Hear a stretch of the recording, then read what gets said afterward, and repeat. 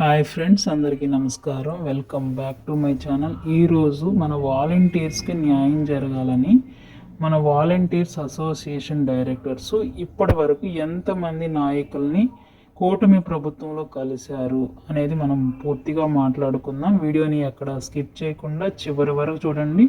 నచ్చింది అనుకుంటే మీకు లైక్ చేసి సపోర్ట్ చేయండి. Thank you.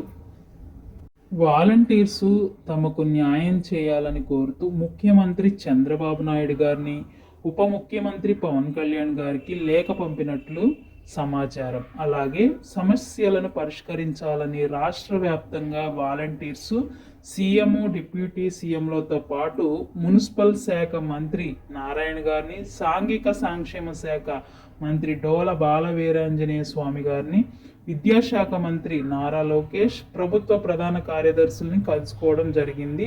మాకు న్యాయం చేయండి అని వినతి పత్రాలు సమర్పించడం జరిగింది. అయితే వాలంటీర్లకు న్యాయం చేస్తారా లేదా అనేది మాత్రం సందిగ్ధంలోనే ఉండిపోయిన విషయం.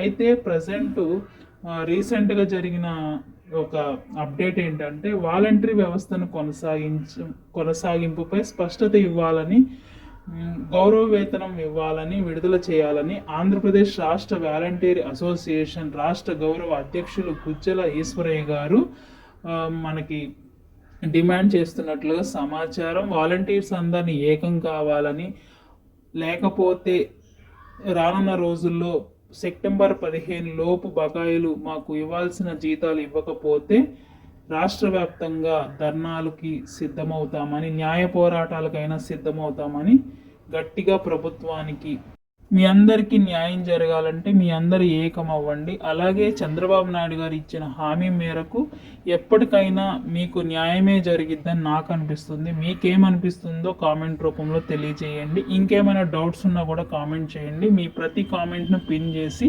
రిప్లై ఇవ్వడం జరుగుతుంది. Thank you for watching. Like చేసి సపోర్ట్ చేయండి.